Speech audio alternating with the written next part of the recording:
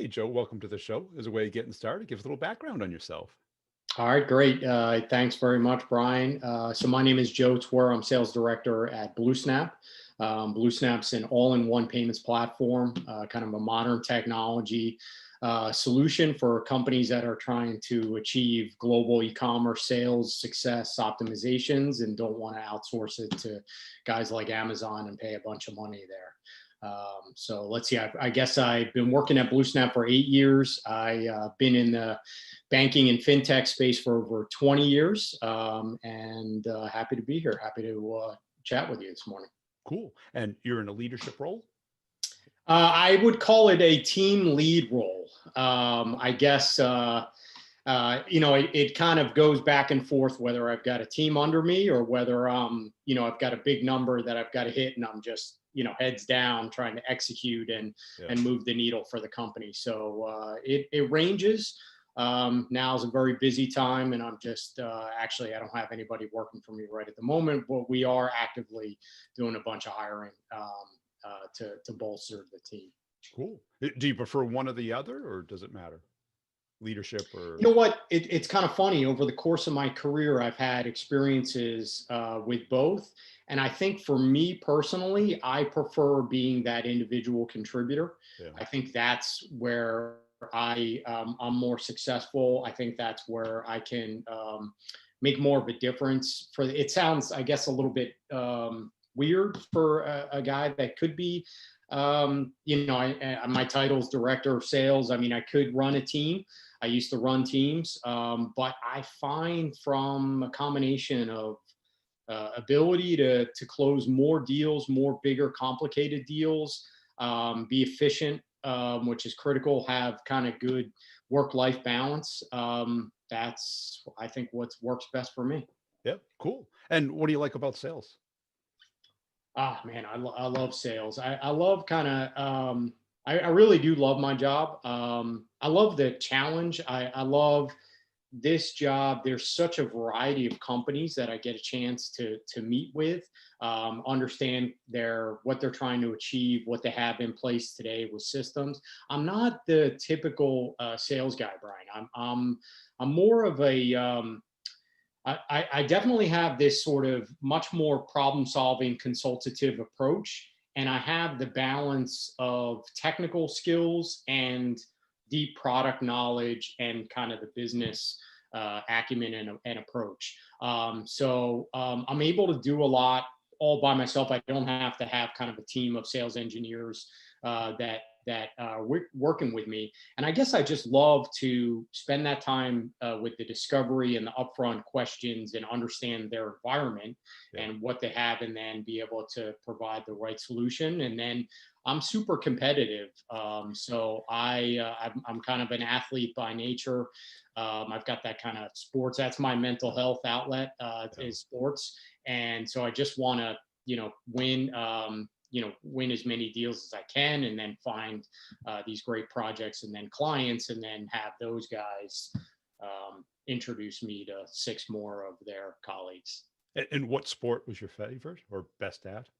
I guess I played tennis in college. Have kind of that tennis NCAA athlete. But I play every sport: volleyball, golf, you name it, ping But pong. more individual versus team? Correct. I guess volleyball's team. I do both. I mean, I used to went back in the day when, working at different companies, I was the softball coach, and one of my favorite things is having the technical guys from the team within engineering and development that are maybe from India or Pakistan or other places that don't know softball at all or baseball, but they know cricket. And teaching those guys how to have the rules and having them on our team, that was like the greatest thing. Yeah. And what is it about, or how do you apply the sports analogies to sales? Is it knowing the games you can win, the refusing to lose, the beating the competition? I would say those. I would say kind of the the character building that sports requires, especially, you know, in individual sports, whether it's tennis or wrestling or one of those things, you know, having that drive you know, to be competitive, to, you know, outwork your opponent. Those are types of things that I guess are the way I look at things. Brian, I don't know. Yeah, I mean, I try to hire other athletes. I think they're a good fit in sales. Yeah. Yeah. They're kind of the athletes of the business world. Yep. Right. Because it's a clear objective. You got competitors. You know, if you won or lost, there's no maybe. That's right. I mean, sales is very black and white. I love that about sales. That's for sure. And now you went and got an MBA, which is kind of unusual for a salesperson.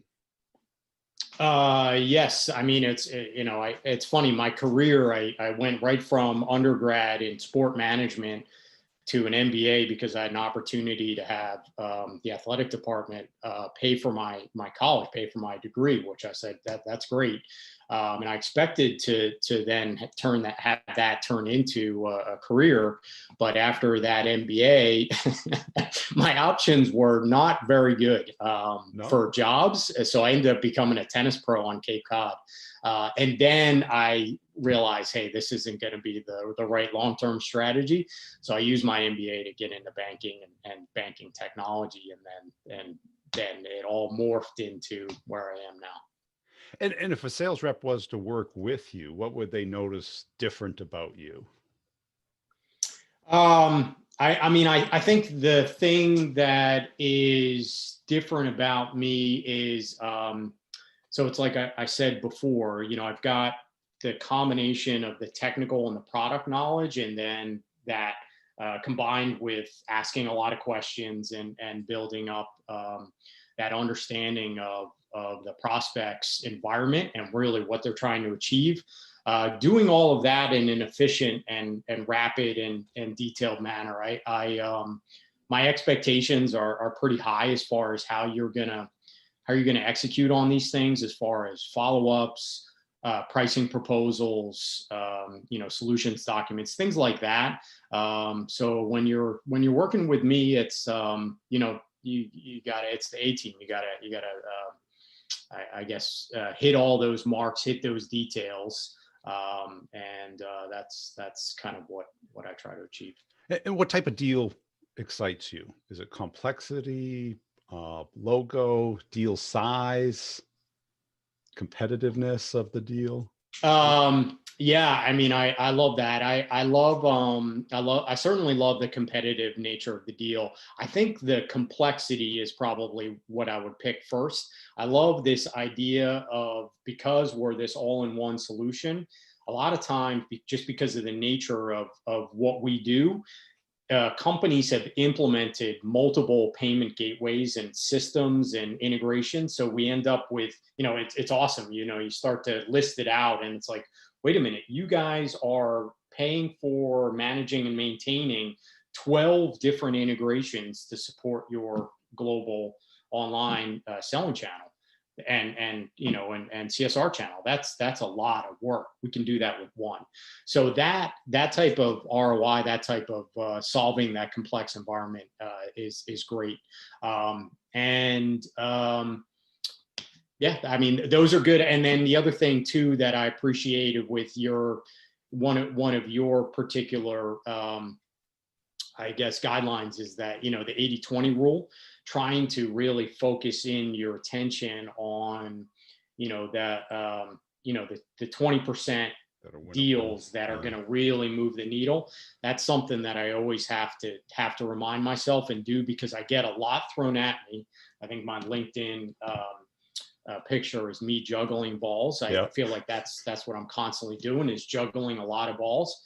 And so I can manage a lot of deals all at once, but the trick is making sure that I'm paying attention to the ones that are really going to move the needle. And sometimes I don't do that.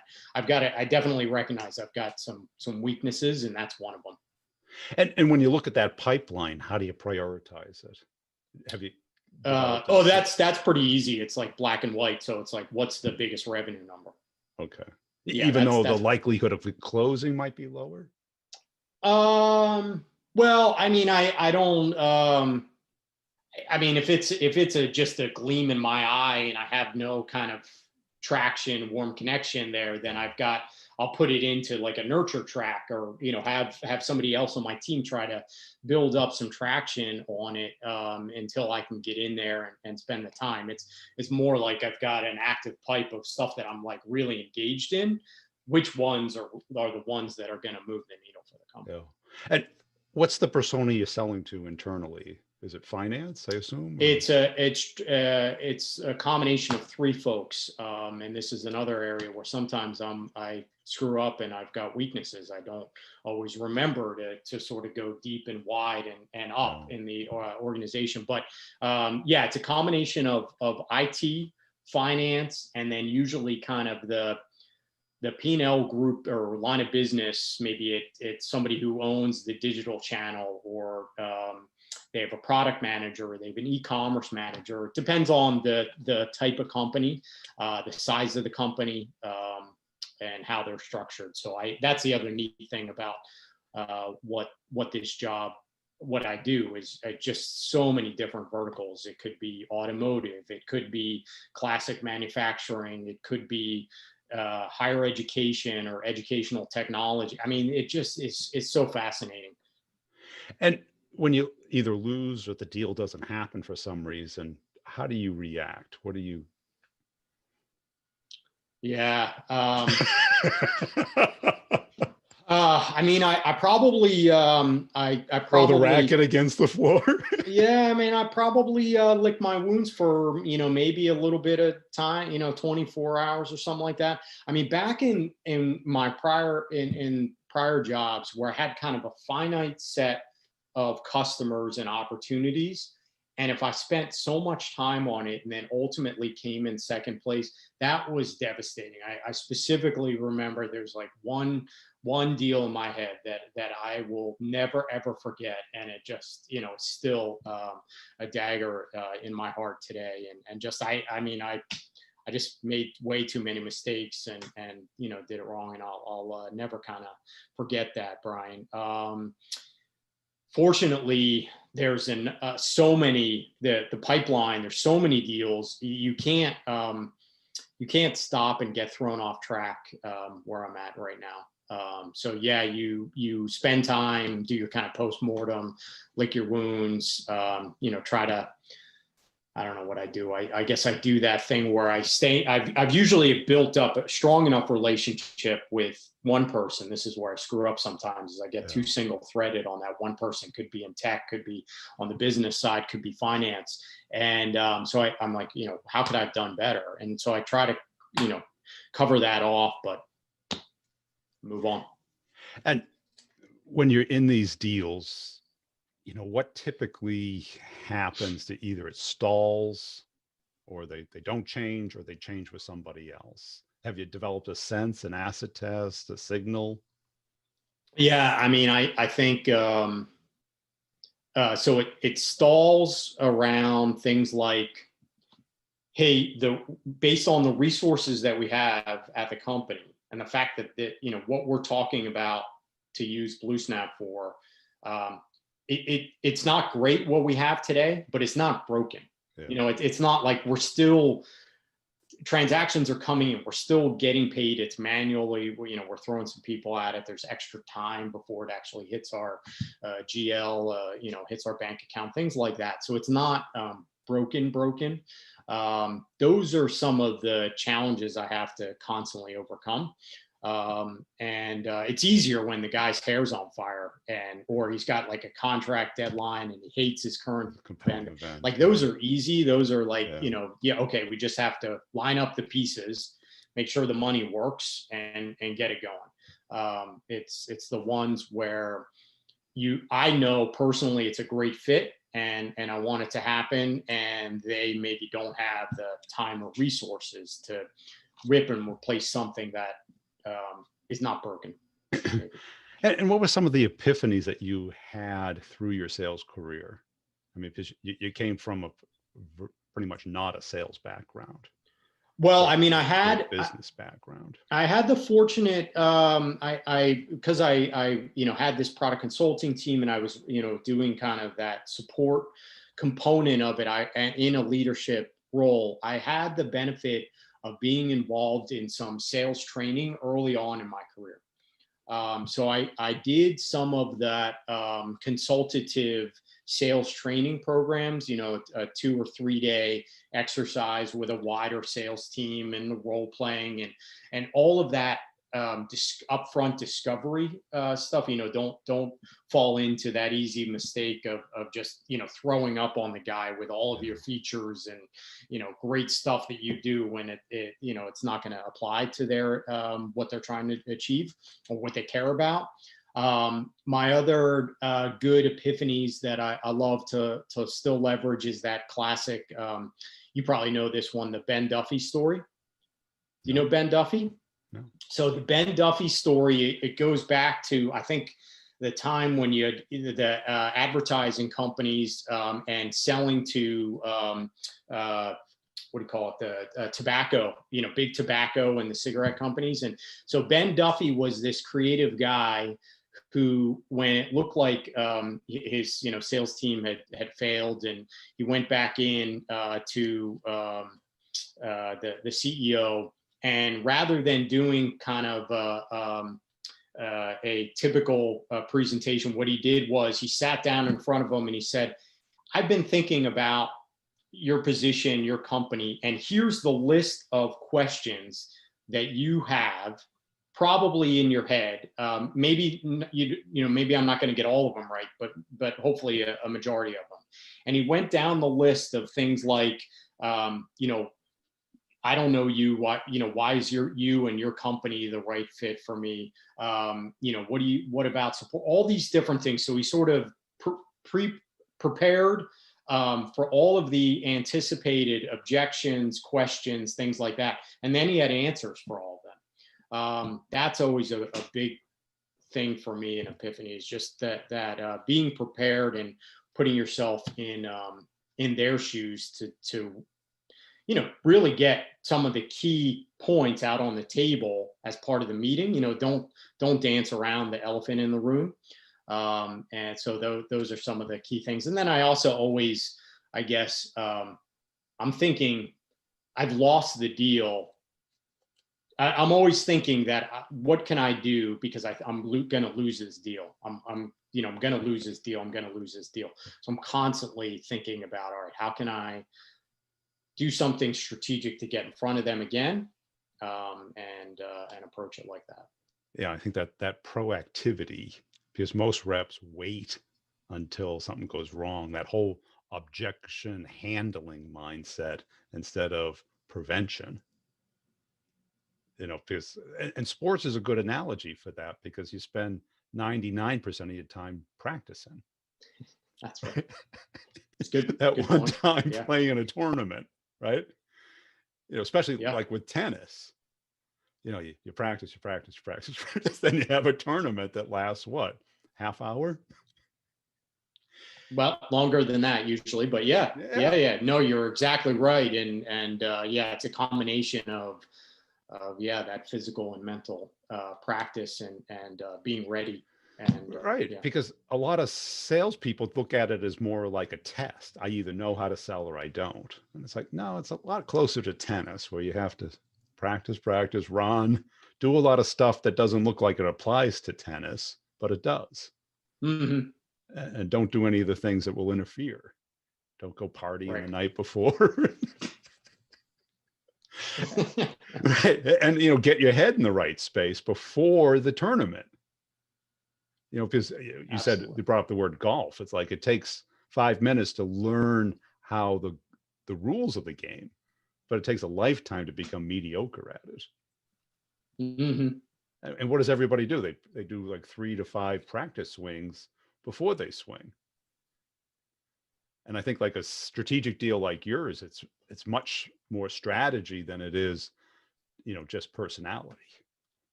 It is. I would agree, and I think it, again, it's kind of that alignment of understanding with the discovery pieces what really is important to them, and getting that down um, on paper and in front of them on a regular basis. Hey, these are the 4 points that are really why you're going to pick Blue Snap, and that's in line.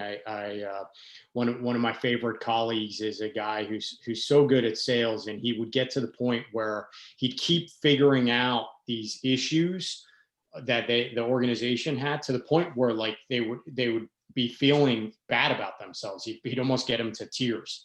Yeah. And then he'd keep bringing it up and keep bringing it up, and to the point where you just had to pick his solution, because it was the only thing that they could do, because they were in such a bad state. And what motivates you more? Is it the desire to win or the hatred of losing? I'm a positive guy. I guess the desire to win. Yeah. And that excites you. That gets you going and motivated. Definitely. Yeah. Yep. Jumping out of bed. Sure. And what is kind of like we talked about the questions and stuff, but how about like managing your day or your week? How do you, because with all those balls in the air, it's easy for one to fall. Yeah. I mean, I guess, playing around with Salesforce and all the different list views that I have in Salesforce, whether depending on where I'm at with things. So is it still in just a lead category, or am I in like kind of that opportunity building pricing proposal phase, or am I in red lines with contracts? So I'm constantly looking at those lists, I guess, Brian, to figure out where am I at, and then how am I going to move this one forward each and every day, every other day type of a thing, without being this like annoying guy to say, hey, do you have any updates for me? Hey, do you have any updates for me? I try not to do any of that. I try to, be more fun and strategic. Cut through. Big thing for me too is cut through the clutter. Everybody's got so much clutter in their inbox and their weekly schedule, and I just try to be creative to make it worthwhile to spend time with me, to respond to my emails type of thing. Something hopefully that I'm giving you that is relevant, educational, case study that is just like your company, that type of stuff. Yeah. And when you have to talk to such a broad diversity of people, roles, responsibilities, concerns, how do you keep that straight? Yeah, that's one of my favorites. I have this kind of funny thing. So if I have that bigger cross-functional, call it demo, introductory or demo meeting, or you've filled out an RFP, and now it's like you get the whole cross-functional team that's ready to like attack you with questions, and they want to see it. And I love those meetings. Yeah. And the way I do it is I make sure that I've got my notebook ready. And as we go around the room, or the virtual room, I make sure I know the person's name and their role. Yeah. And so I and then when they ask questions, I address their name, and I always remember, okay, this is Susan from IT, and so she's thinking about it from kind of her IT operations, maybe security, like all the things that she cares about. And it's funny, so I'm great at that in those meetings, and each week during my work week. But when I turn that switch off and I go out like to the neighborhood with my wife, or we go walk uptown or something like that with my wife, and we see all these neighbors, I'm constantly, you'll laugh at this, I'm constantly like, what's her name again? Who are they? All that sort of thing, because I have this switch in my head when I'm on and I'm focused on, these 12 folks across functional, on the phone, or obviously it was way better in person. It's no problem for me. I can remember everybody and what they do and why and stuff like that. When I turn that switch off and I'm walking around, doing landscaping, and my neighbors are there, I'm like, what's that guy's name again? Yeah. It's a good, is there a technique that you use? I don't know what it is. I guess it's just You just go my with it? notebook. I'm like so focused. I'm prepared, like that athlete, right? I'm Yeah. prepared for, my tennis match. I'm so focused on understanding what are the important things, what are their systems, all that. That when I turn that switch off, I can't remember my neighbor's name sometimes. Yeah. And it sounds like you have the ability to be hyper focused and the now as well. Yes. Yeah. That's Because I know how important and how impactful having those cross-functional meetings are. Because if I can address the issues and answer questions for each of the cross-functional groups, and then they go away and they talk about, okay, well, this guy, I mean, he meets all of these uh, areas of concern, and if we can get the pricing where we want it, then we'll go ahead with, so I know how important that is. And if somebody internally at your company said, "Hey, why don't you talk to this rep who's applying and see if you think they're a good rep, not just for your company." What are the couple of things that you look for? Yeah, I do that all the time. Spend time with potential reps, or my own new kind of hires across the team. I mean, I ask them things like, "Hey, how are you managing your day to day and your week? Let's walk through some of your deals and think about how you're thinking of them from a strategy perspective." Yeah. Making sure that they've got kind of the blocking and tackling stuff down too, because I find sometimes sales folks, they're not, like, believe it or not, they don't have the good kind of organizational skills that No. you need to. It's just kind of like, all right, I'll hopefully they'll call me back, or I don't know. So focusing in on how they're going to strategically stay in touch and move the ball down the field on their deals, how they're going to find new deals and partners and things like that. Do you find many people don't have a strategy? They just have a response to things. They're not thinking through the whole game. Yep. They're just playing it as it hits them. Right. Right. So I think depending on where you came from with you could be somebody new out of school, you could be somebody who's been in sales for a long time. They're a lot of times they haven't had the benefit of kind of some sales training Right. and some guidelines about how to, especially in the world of enterprise software sales, which I would consider, where you've got to have a good handle on your own product and what differentiates it, how you can explain it in a clear and crisp fashion that's applicable to that prospect. In addition to the fact that they don't have kind of that whole sales trajectory and strategy of what it takes to close that deal. Yeah. How to build up advocates within the organization, how to not get single threaded within an organization, all of those different facets. Yeah. Cool. Hey, Joe, I appreciate your time today. Where can people go to connect and follow you? They can go to bluesnap.com. There's a talk to sales on bluesnap.com. They can hit me up on my LinkedIn. I've got Twitter, which is Joe T by now. So a variety of different ways to connect with me, I guess.